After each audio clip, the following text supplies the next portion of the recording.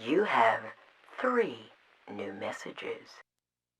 Granger's gang's been seen in town, and they got our boy Lucky. We're putting a team together to go and get him out of there. We still need a driver, and I know you can bring something serious to the dance. We plan on heading out in one car, packing a load of heat, then getting in and out like we think we're something in the movies. Check it out, man! I can offer you a getaway job! We're heading up to Beverly Hills! I got it all figured out! We're onto something mighty fine! We planning a job round First Interstate, see?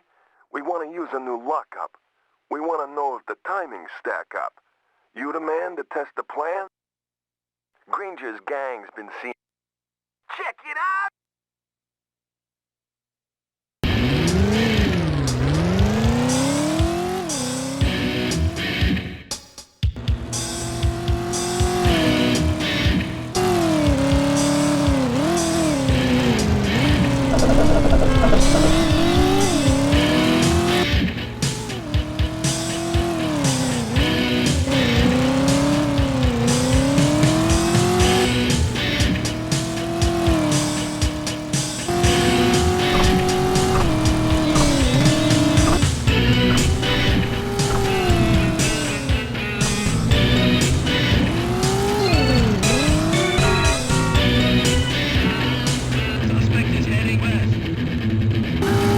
Welcome back to Driver, and what you just saw was a replay that I saved in Director Mode. Director Mode is a means you use to make your replays of missions look a lot more fancy.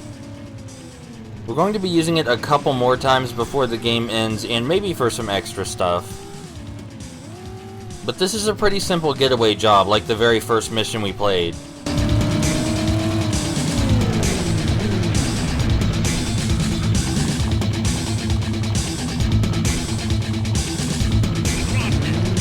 I'm sure you noticed that the cops pulled away when I got close to our destination, but I'm sure that's just a coincidence and nothing weird is happening.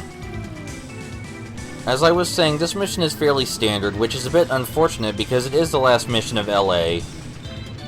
But the final location is the best one and has the best missions, so... I do believe in this mission we get to see a piece of LA's design that has been missing up until this point for some reason. We'll see when we come up on some traffic cones.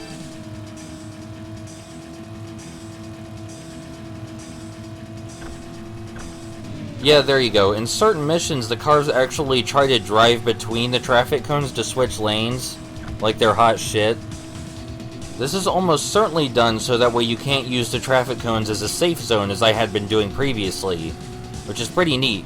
You'll notice they're intentionally pulling out right in front of me, because I'm driving on the yellow line.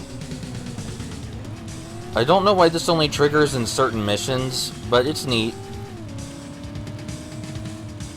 But in spite of that, we're pretty near the end already.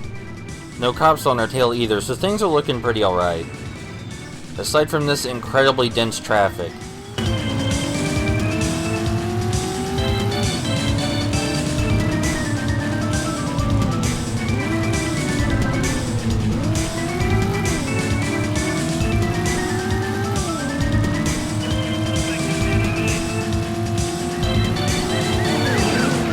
Oh shit, the cops were waiting for us and we need to drive all the way to the safe house instead. So yeah, I lied. This mission is anything but standard. It tricks you into thinking it's normal, and then there are cops waiting for you at the lockup. And I really like this mission for screwing with your expectations like that. There's also a ton of mandatory police barricades, at least 3 that appear while you drive to the safe house. Speaking of which, there's one right here. The last part of this mission almost entirely comes down to how well you deal with police barricades. When you see a police barricade, I recommend immediately positioning yourself on the yellow line, because that's where the police are least concentrated at. If you're lucky, you can squeeze right between them with minimal damage. It's much better than just ramming into one from the side. So yeah, it's still a really long straight road, but this mission at least uses that to its advantage. And I like it a lot for that. It's probably my favorite mission in LA. And in spite of it screwing with your expectations, it's also surprisingly not very hard. Mostly because the police pull away from your destination the first 2 times. Did you see me squeeze between those cop cars? That was some skill.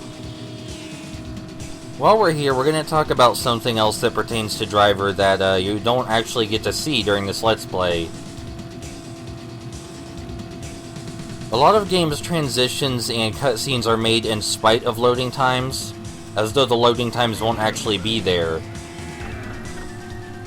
Now, I prefer this personally because it makes it a lot easier to edit, but certain games like Driver or Deep Black use their loading screens as part of their transition, which is probably the smarter thing to do.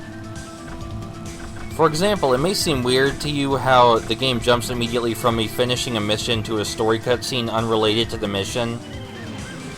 But if you sat through the 30-second loading screen first, the transition may seem less jarring. And I believe that was intentional. I believe Reflection made use of the loading screens to transition to cutscenes that otherwise wouldn't have had a place going after some missions. That doesn't mean I'm going to show you the loading screen, though.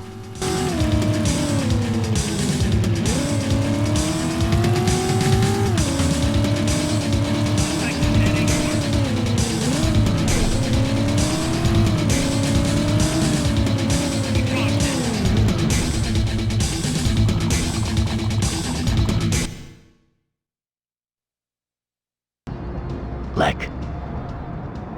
It's Tanner. Why all the officers the other night? Not my idea. Maddox wouldn't play ball lest they were there. Did your cover hold? Is Mackenzie talking to the FBI? They were with him this morning. Marcus Vaughn, no less. One of their top guys paid him a visit. He told him nothing. Hell, that ain't hard for Mackenzie. He don't exactly dig Vaughn. I'm piecing this together, Lek. You want to know who flew into town tonight? Marcus Vaughn. I know, because I've just seen him talking with Castaldi. What the hell you saying, Tanner? Just telling you what I saw. You telling me Castaldi's talking with Hancock and Vaughn? What the hell's going down? That ain't the kind of information I plan on keeping to myself, Lek. Castaldi's gang's flying out to New York tomorrow. I'll see you there.